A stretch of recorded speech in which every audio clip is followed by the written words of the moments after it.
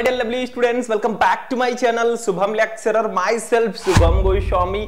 तो फाइनली आज मैं क्लास 12 वाले स्टूडेंट्स के लिए एक ऐसा क्लास लेकर आया हूं जिसका आप सभी बेसब्री से इंतजार कर रहे थे। आज के इस क्लास में मैं आपका 12th हिंदी में पूरे के पूरे 10 नंबर कंप्लीट कराने वाला हूं। और अगर आप इस वीडियो को शुरू से लेकर लास्ट तक देखते हैं ना, तो गारंटी है कि आपका 10 नंबर हिंदी में कंप्लीट हो जाएगा। क्योंकि आज के इस क्लास में मैं आपके लिए लेकर आया हूं क्लास 12 हिंदी के टॉप 5 यानी कि 5 जो सबसे इंपॉर्टेंट जीवन परिचय हैं।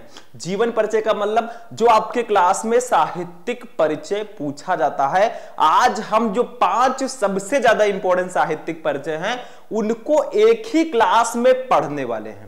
इसमें दोनों का आपको साहित्यिक परिचय में बताऊंगा, लेखक का भी, मतलब जो हमारे मोस्ट इंपॉर्टेंट लेखक हैं उनका, और दूसरा कवि का, और दोनों का मिलाकर भैया 10 नंबर का आपका साहित्यिक परिचय आता है। तो आज आपका साहित्यिक परिचय वाला जो टॉपिक है बिल्कुल फिनिश हो जाएगा। और इस क्लास को ध्यान से देखेंगे, 10 में 10 लेकर आएंगे। एग्जामिनर बिना जो कॉपी चेक करता है वो बोलेगा ले बेटा इस पे तेरा ही हक है। तो आज हम 12th हिंदी के 5 सबसे इंपॉर्टेंट जीवन परिचय को पढ़ेंगे, वो भी सबको हम लिखना भी सीखेंगे। ऐसा नहीं मैंने बता दिया ये वाला इंपॉर्टेंट है यही पढ़ लो, मैं आपको लिखकर लाइव बताऊंगा। तो 10 नंबर आज आप अपना कंप्लीट कर लीजिए। ऐसा क्लास बार बार नहीं मिलेगा क्योंकि मौके तो सभी को मिलते हैं, टॉपर वही स्टूडेंट बनता है जो कड़ी मेहनत करता है। चलिए स्टार्ट करते हैं इसी लाइन के साथ आज का ये मोस्ट इंपॉर्टेंट क्लास। देखो सबसे पहले हम लोग पढ़ेंगे लेखक का जीवन परिचय। और लेखकों में सबसे जो इंपॉर्टेंट जीवन परिचय है वो मैं वासुदेव शरण अग्रवाल जी का मानता हूं। क्योंकि पहले हम लेखक का पढ़ेंगे, हमारे बोर्ड एग्जाम में पहले लेखक का साहित्यिक परिचय आता है, फिर आता है कवियों का। तो पहले जो मोस्ट इंपॉर्टेंट लेखक है उनका पढ़ लेते हैं, फिर हम कवियों का देखेंगे। तो सबसे इंपॉर्टेंट लेखक है वासुदेव शरण अग्रवाल जी। अब कुछ स्टूडेंट कंफ्यूज रहते हैं, सर जी जीवन परिचय लिखना है कि साहित्यिक परिचय लिखना है, उनकी रचनाओं को कैसे लिखना है। तो सारा डाउट आज मैं क्लियर कराने वाला हूं। ऐसे लिख कर आओगे पूरे नंबर मिलेंगे। देखो आपको 3 हेडिंग 12th हिंदी के साहित्यिक परिचय में डालना होता है। सबसे पहला हेडिंग है जीवन परिचय। आपको एक छोटा सा जीवन परिचय लिखना है, बहुत बड़ा मत लिखिएगा, अपने अकॉर्डिंग छोटा सा आपको एक जीवन परिचय लिखना है जिसमें कब जो लेखक हैं उनका जन्म कब और कहां हुआ, उनकी शिक्षा दीक्षा, उनके माता पिता और उनकी मृत्यु को लिख देना। बस इतना सा 3-4 लाइन में, ठीक है। उसके बाद में जो हमारा मेन हेडिंग रहता है वो साहित्यिक परिचय रहता है। अब भैया साहित्यिक परिचय तो हमारे बोर्ड एग्जाम में आता ही है, तो साहित्यिक परिचय को थोड़ा सा हम अच्छे से लिखेंगे, मतलब 7 से 8 लाइन में या 9 लाइन में लिखेंगे ताकि ये हमारा कंप्लीट हो जाए। इसके बाद में रचनाओं को लिखेंगे क्योंकि रचनाएं भी बोर्ड एग्जाम में आती हैं, जो इनकी रचनाएं हैं लेखकों का या कवियों का उसको भी हम लिखेंगे। अब देखो सबसे पहला हेडिंग तो जीवन परिचय रहेगा, ये ध्यान रखना। और जीवन परिचय आपको लगभग 80 शब्दों में लिखना होता है, तो 80 से बहुत ज्यादा मत लिखना क्योंकि पूरे 100 नंबर का पेपर हमें सॉल्व करना होता है, तो सबको देख के चलना है। तो वासुदेव शरण अग्रवाल जी का पहले हम जीवन परिचय एक प्यारा सा हेडिंग डालेंगे, थोड़ा इनके जीवन के बारे में लिखेंगे, फिर साहित्यिक परिचय हेडिंग डालेंगे। साहित्यिक परिचय में हम क्या लिखते हैं, इनका हिंदी साहित्य में परिचय कैसा है, कैसी रचनाएं करते थे, किस प्रकार की इनकी रचनाएं होती थी, इनको कौन कौन से पुरस्कार मिले, ये सब आपको साहित्यिक परिचय में लिखना होता है। जीवन परिचय में इनके जन्म के बारे में आप लिखिए, मृत्यु, यही सब, ठीक है। चलो बताते हैं हम आपको जीवन परिचय में हम क्या लिखेंगे। देखो डॉक्टर वासुदेव शरण अग्रवाल का जन्म सन 1904 ईस्वी में मेरठ जनपद के खेड़ा नामक ग्राम में हुआ था। ये लाइन भैया बहुत ज्यादा इंपॉर्टेंट है, इसको जरूर लिखना। इसके बाद देखो इनके माता पिता लखनऊ में रहते थे, हमारे पास में ही वो रहते थे, अतः इनका बचपन लखनऊ में ही व्यतीत हुआ और यहीं इनकी प्रारंभिक शिक्षा भी हुई। अब चूंकि वासुदेव शरण अग्रवाल जी के जो पेरेंट्स हैं वो लखनऊ में रहते थे, तो भैया जब छोटे थे वो, तो छोटे रहेंगे तो अपने माता पिता के साथ ही तो रहेंगे, तो ये लखनऊ में ये भी रहते थे और इनकी जो स्टार्टिंग की एजुकेशन है, प्रारंभिक शिक्षा, वो लखनऊ में ही हुई थी। समझ में आ रहा है, कुछ खास नहीं लिखना है। अब देखो, भारतीय संस्कृति और पुरातत्व का ये महान पंडित एवं साहित्यकार सन 1967 ईस्वी में परलोक सिधार गया। बहुत कम उम्र में, लगभग 63 ईयर की एज में ये हम सबको छोड़कर चले गए। तो इतना सा आपको जीवन परिचय में लिखना है, इनका जन्म कब और कहां हुआ, इनके माता पिता, इनकी शिक्षा दीक्षा और इनकी मृत्यु। बहुत बड़ा मत लिखना, क्योंकि आपको वर्ड के लिमिट को भी देखकर चलना है। कितने शब्दों में क्या लिखना है ये भी तो आपको देखकर चलना है। 80 शब्दों में लिखना है, बहुत बड़ा भी लिख दोगे क्या फायदा मिलेगा, पूरा पेपर हमें तो सॉल्व करना है। चलो आगे बढ़ते मेरे भाई, इसको नोट कर लो, मैं साइड में हो जाता हूं। नोट हो गया। अब साहित्यिक परिचय पे आते हैं। दोनों में डिफरेंस क्या होता है मैंने बता दिया। जीवन परिचय में आप इनके जन्म, इनका जन्म स्थान, मतलब इनके जीवन के बारे में लिखिए। साहित्यिक परिचय में इनका हिंदी साहित्य में परिचय कैसा है, कैसी कैसी रचनाएं करते थे, किस प्रकार की इनकी रचनाएं होती थी, वो आपको साहित्यिक परिचय में लिखना है। तो साहित्यिक परिचय प्यारा सा हेडिंग डालेंगे और लिखेंगे, डॉक्टर अग्रवाल भारतीय संस्कृति, पुरातत्व और प्राचीन इतिहास के प्रकांड पंडित एवं अन्वेषक थे। देखो, इनके बारे में, इनके जो क्वालिटीज हैं, इनके जो गुण हैं, वो सब आपको इसमें लिखना होता है। कैसी रचनाएं थी इनकी, क्या क्या करते थे। तो डॉक्टर अग्रवाल भारतीय संस्कृति, पुरातत्व और प्राचीन इतिहास के प्रकांड पंडित एवं अन्वेषक थे। इनकी क्वालिटी यही तो है, हिंदी साहित्य में ये यही थे। ठीक है, आगे देखो, इनके मन में भारतीय संस्कृति को वैज्ञानिक अनुसंधान की दृष्टि से प्रकाश में लाने की उत्कट इच्छा थी। अतः इन्होंने उत्कृष्ट कोटि के अनुसंधात्मक निबंधों की रचना की। मतलब इनके मन में भारतीय संस्कृति, जो हमारी इंडियन कल्चर है, उसको वैज्ञानिक अनुसंधान की दृष्टि से प्रकाश में लाने की बहुत इच्छा थी। ठीक है, इसीलिए इन्होंने उत्कृष्ट कोटि के अनुसंधात्मक निबंधों की रचना भी की। आगे देखो स्टूडेंट, इनके अधिकांश निबंध प्राचीन भारतीय इतिहास और संस्कृति से संबंधित हैं। मतलब इनके निबंध किससे संबंधित है, मैंने बताया था कैसी रचनाएं करते थे, क्या क्या था, वही आपको इसमें साहित्यिक परिचय में लिखना है।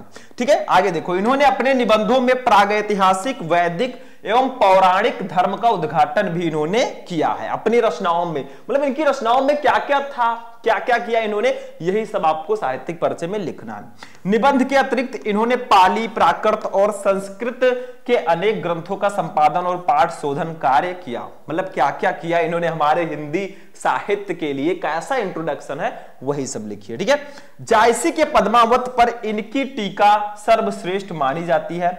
इन्होंने बाणभट्ट के हर्षचरित का सांस्कृतिक अध्ययन भी प्रस्तुत किया। तो इतना आपको साहित्यिक परिचय में लिखना होता है। एक चीज मैं और भी क्लियर कर दूं, कुछ हमारे स्टूडेंट हैं जिन्होंने पहले से ही साहित्यिक परिचय याद कर रखा है किसी दूसरे बुक से। तो ऐसा मत समझना जो सर जी बता रहे हैं वही आपको लिखना।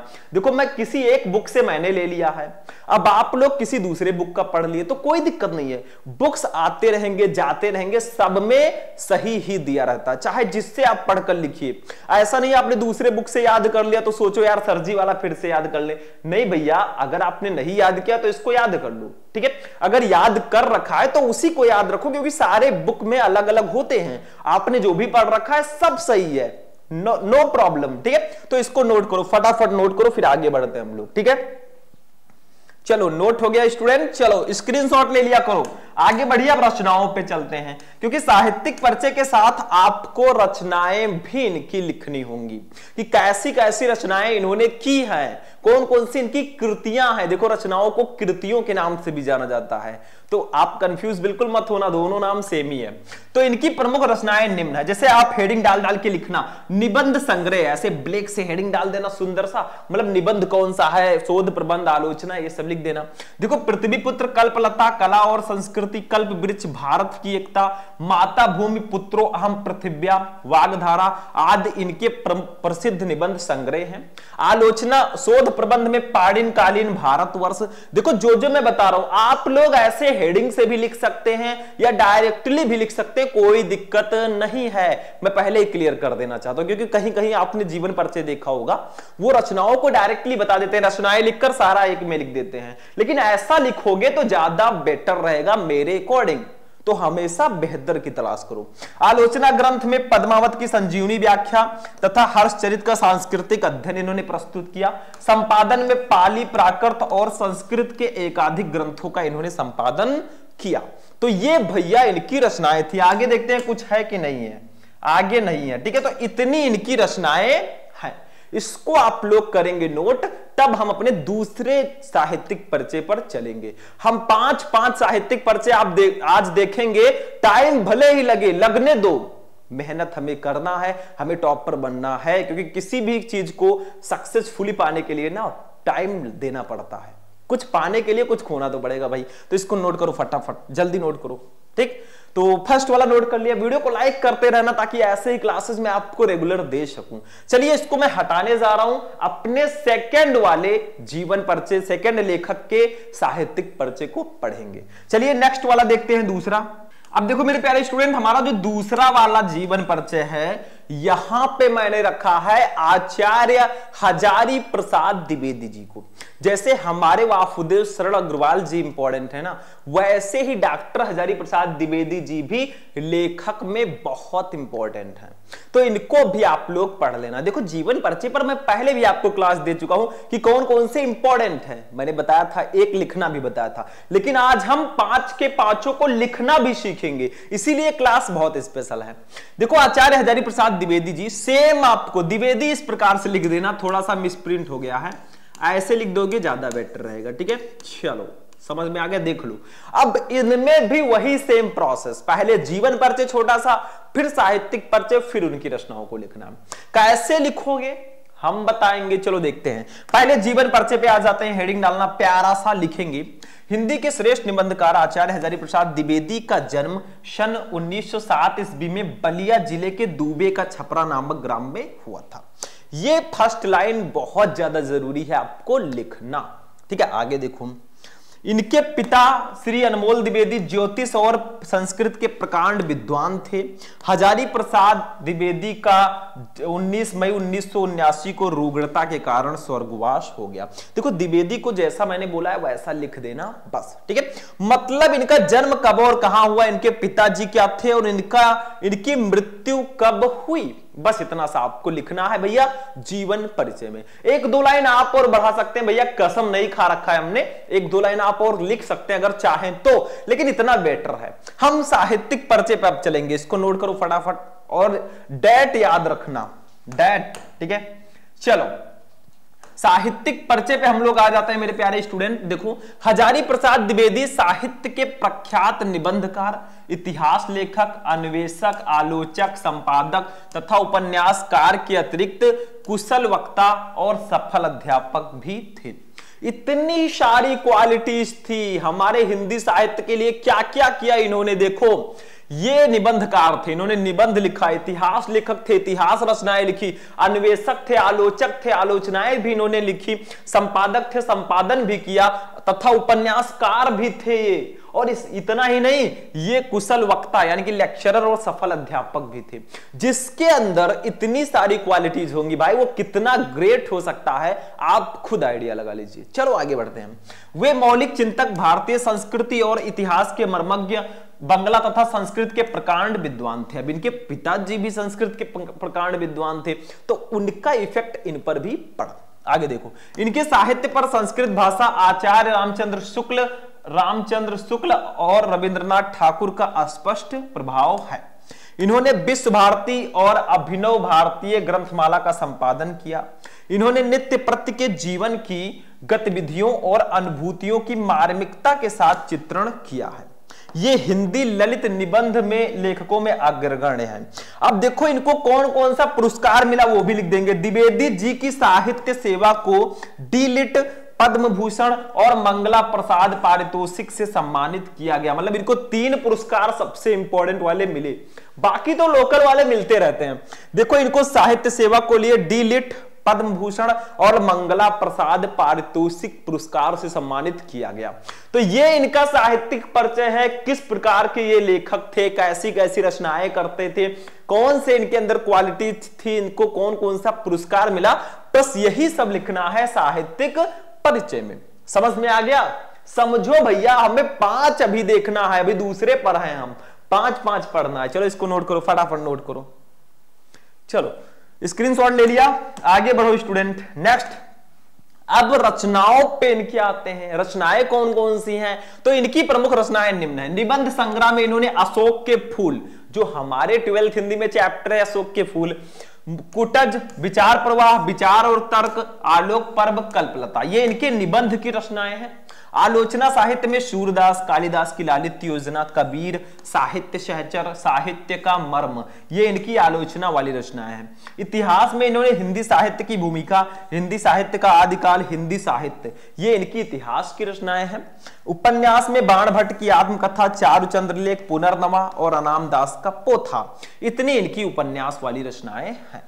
तो ये इनकी रचनाएं हैं। एक चीज और याद रखना, इनकी रचनाओं को जरूर पढ़ लेना, क्योंकि हिंदी के जो बहुविकल्पीय प्रश्न स्टार्टिंग में आते हैं ना, इनसे रिलेटेड आते रहते हैं, तो इनको पढ़ना बहुत जरूरी है। समझ में आया इनकी रचनाओं को? इसको भी नोट करो फटाफट। अभी थोड़ा सा और है इसकी रचनाएं, देखो इनकी रचनाएं हैं कि नहीं है, थोड़ा सा और होगा शायद। ये देखो, संपादन में इन्होंने नाथ सिद्धों की वाणियां, संक्षिप्त, पृथ्वीराज रासो, संदेश रासक, इनका संपादन किया।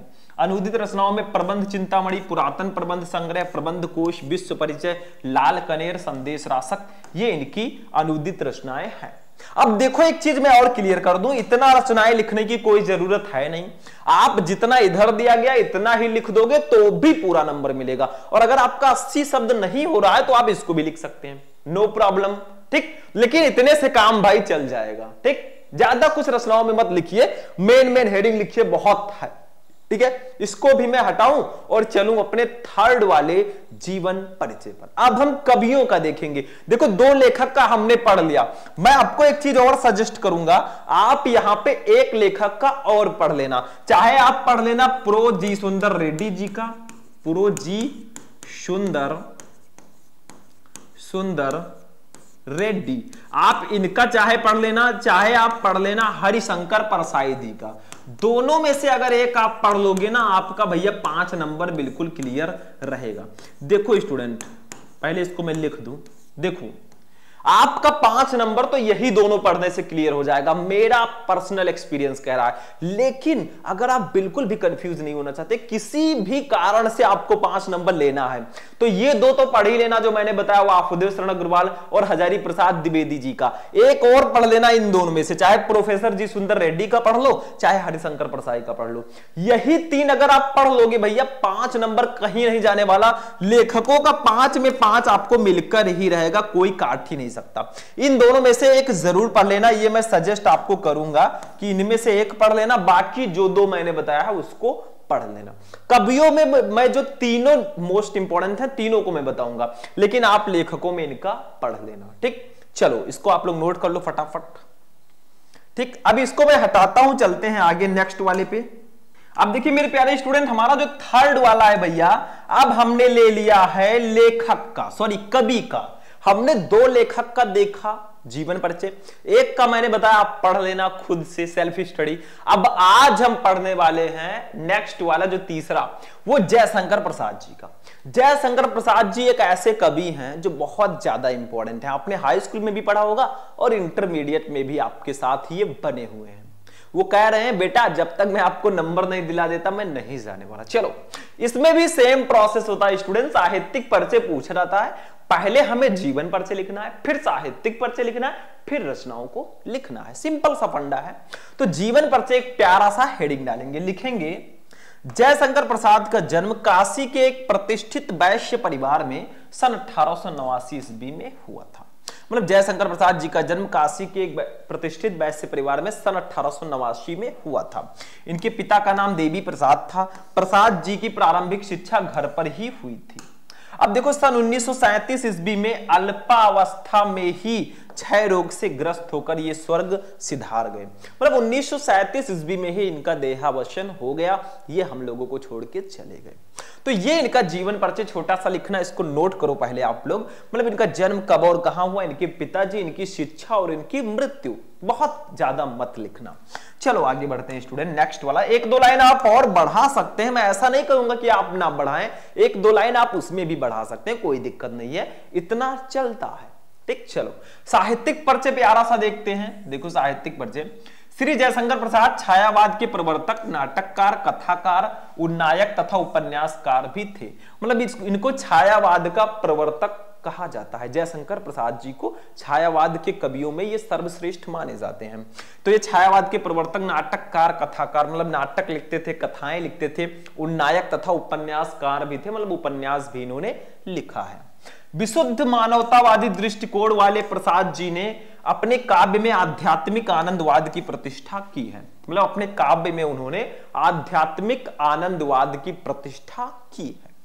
आगे देखो, प्रेम और सौंदर्य इनके काव्य के प्रमुख विषय रहे। मतलब प्रेम और सौंदर्य, लव एंड ब्यूटी, वो इनके काव्य के प्रमुख विषय रहे हैं। किंतु मानवीय संवेदना उनकी कविता का प्राण है, और जो मानवीय संवेदना है हम सबकी, उनकी कविता का वो प्राण है। प्रसाद जी ने नाटक, उपन्यास, कहानी, निबंध आदि सभी साहित्यिक विधाओं पर अपनी लेखनी चलाई और अपने कृतित्व से इन्हें अलंकृत किया।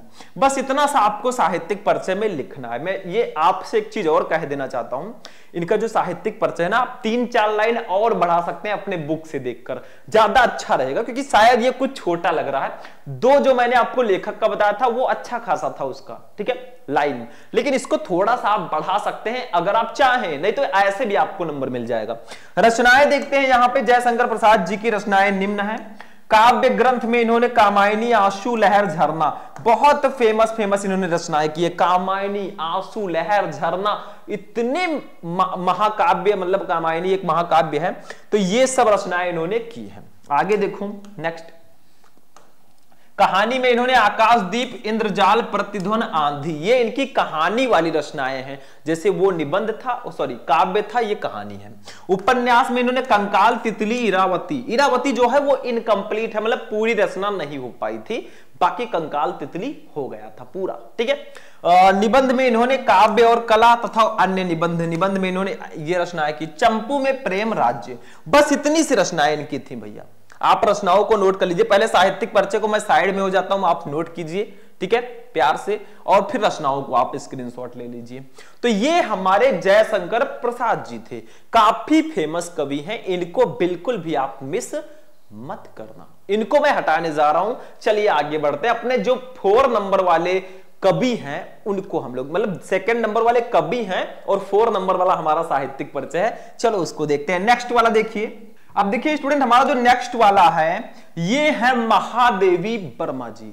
जैसे हमारे जो कवि हैं जयशंकर प्रसाद जी बहुत फेमस हैं, वैसे हमारी एक कवित्री हैं, लेखिका महादेवी वर्मा जी, बहुत तो फेमस कवित्री हैं ये। अभी पढ़ोगे तो पता चल जाएगा। इनका जीवन परिचय कैसे लिखोगे? देखो जीवन परिचय वही सेम प्रोसेस, जीवन परिचय हेडिंग डालो, पहले इनके बारे में लिखो।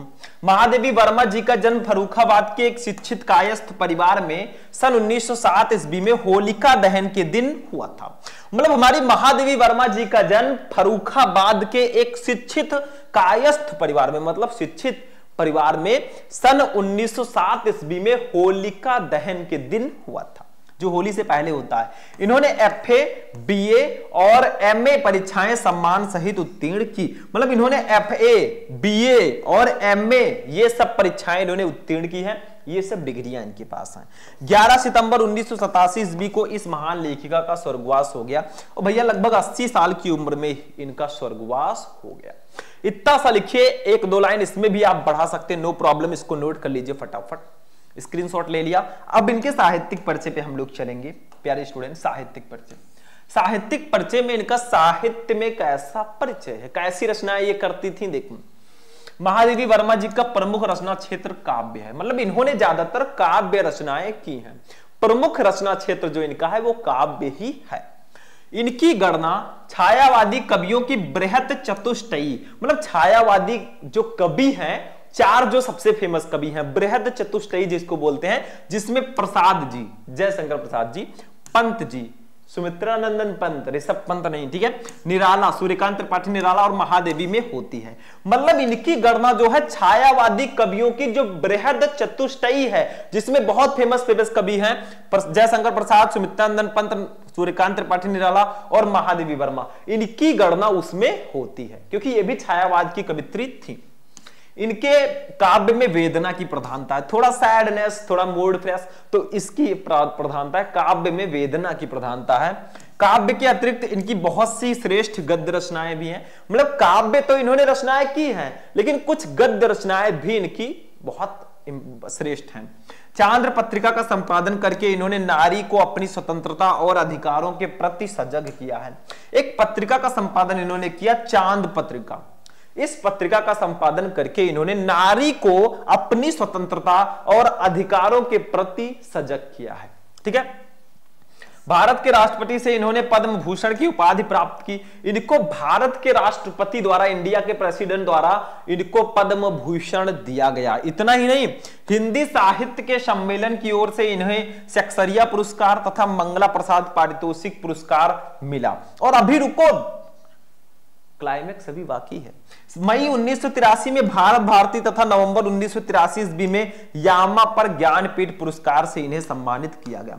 इतने सारे पुरस्कार मिलने वाली कवित्री को कोई भी कह देगा कि ये बहुत महान लेखिका है, बहुत महान कवित्री है, क्योंकि इनको भारत के राष्ट्रपति से पद्म भूषण की उपाधि मिली। हिंदी साहित्य सम्मेलन की ओर से इन्हें सेक्सरिया और मंगला प्रसाद पारितोषिक पुरस्कार मिला, और भारत भारती और यामा पर इन्हें ज्ञानपीठ पुरस्कार मिला। क्वेश्चन आता है कि महादेवी वर्मा जी को उनकी किस रचना पर ज्ञानपीठ पुरस्कार मिला? तो उनकी यामा रचना पर उनको ज्ञानपीठ पुरस्कार मिला था। नोट करो फटाफट, इसको मैं हटा रहा हूं। अब नेक्स्ट पे चलते हैं, दूसरा। अब रचनाओं पे आ गए भैया। इनकी रचनाएं कौन कौन सी है? कहा गया था कि ये इनकी प्रमुख रचना क्षेत्र काव्य है, तो काव्य रचनाएं ज्यादा होंगी। देखो, महादेवी जी की प्रमुख रचनाएं निम्न हैं। जैसे काव्य में इन्होंने निहार, रश्मि, नीरजा, सांध्य गीत, दीपशिखा, यामा आदि, ये इनकी काव्य रचनाएं बहुत फेमस रचनाएं। इससे ऑब्जेक्टिव क्वेश्चन भी आते हैं हिंदी पद्य साहित्य में। ठीक है, निबंध संग्रह, निबंध की भी कुछ रचनाएं की, अतीत के चलचित्र, स्मृति की रेखाएं, श्रृंखला की कड़ियां आदि, ये सब इनके निबंध वाली रचनाएं हैं। आलोचनात्मक ग्रंथ में इन्होंने हिंदी का विवेचनात्मक गद्य, इसकी रचना की। तो रचनाओं में इनकी इतनी सारी रचनाएं हैं जो बहुत फेमस है, यही आपको लिखना भी है। तो इसको आप लोग करेंगे नोट, और हम बढ़ेंगे अपने नेक्स्ट कवि के साहित्यिक परिचय पर। इसको नोट कर लीजिए। चलो, नोट हो गया स्टूडेंट। अब हम बढ़ते हैं नेक्स्ट वाला, देखते हैं अपना 5 नंबर और लास्ट वाला साहित्यिक परिचय। चलिए देखते हैं। अब देखिए स्टूडेंट, हमारा जो लास्ट वाला साहित्यिक परिचय है, ये है रामधारी सिंह दिनकर जी का साहित्यिक परिचय। बहुत ज्यादा इंपॉर्टेंट ये साहित्यिक परिचय है भैया, इसको भी आपको पढ़ के जाना है। रामधारी सिंह दिनकर, देखो हमारे इसी में सुमित्रानंदन पंत और मैथिली शरण गुप्त जी भी हैं, उनको भी हम गुप्त नहीं रख सकते क्योंकि वो भी काफी इंपॉर्टेंट हैं। तो आपको मैं बता दूं कि जयशंकर प्रसाद, महादेवी वर्मा और रामधारी सिंह दिनकर, ये 3 तो बहुत इंपॉर्टेंट हैं। अगर आप चाहें तो भैया मैथिली शरण गुप्त या सुमित्रानंदन पंत में से एक को पढ़ सकते हैं, एज योर विश। चलो, इनका भी पहले वही सेम प्रोसेस। पहले हम लिखेंगे जीवन परिचय छोटा सा। देखो, लिखेंगे श्री रामधारी सिंह दिनकर का जन्म 30 सितंबर 1908 ईस्वी को जिला मुंगेर, बिहार के सिमरिया नामक ग्राम में हुआ था। मतलब हमारे रामधारी सिंह दिनकर जी का जन्म 30 सितंबर 1908 ईस्वी को जिला मुंगेर, बिहार के सिमरिया नामक ग्राम में हुआ था। इनके पिता का नाम श्री रवि सिंह और माता का नाम श्रीमती मनरूप देवी था। इनकी प्रारंभिक शिक्षा गांव की पाठशाला में ही हुई और इनका स्वर्गवास 24 अप्रैल 1974 ईस्वी को मद्रास, चेन्नई में हो गया। आखिरकार वो दिन आ ही गया जब इनका स्वर्गवास हो गया। इसको नोट कर लीजिए फटाफट, फिर हम आगे बढ़ते हैं। ठीक है, चलो भैया 4 नंबर साहित्यिक परिचय को देखते हैं। साहित्यिक परिचय में क्या है? दिनकर जी की सबसे प्रमुख विशेषता उनकी परिवर्तनकारी सोच रही है। मतलब उनकी सोच जो है ना, वो परिवर्तनकारी रहती है, चेंजेस होता रहता है। उनकी कविता का उद्भव छायावाद युग में हुआ और वो प्रगतिवाद, प्रयोगवाद, नई कविता आदि युगों से होकर गुजरी।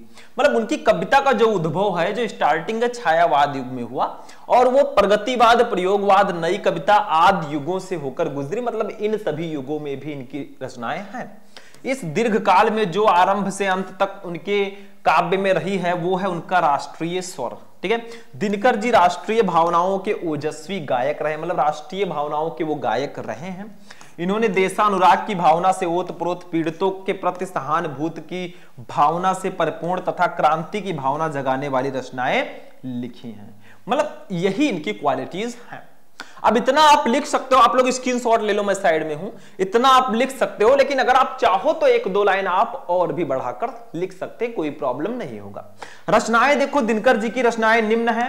जैसे काव्य रचना में इन्होंने रेणुका, हुंकार, कुरुक्षेत्र, उर्वशी, बहुत फेमस रचना है, इससे रिलेटेड ऑब्जेक्टिव तो आता ही आता है, तो ये आपका हो गया। काव्य में इन्होंने ये सब रचनाएं की। कविता संग्रह में इन्होंने रसवंती, द्वंद्व गीत, सामधेनी, साम होनी नहीं है, सामधेनी होगा शायद, ऐसे कुछ देख लीजिएगा।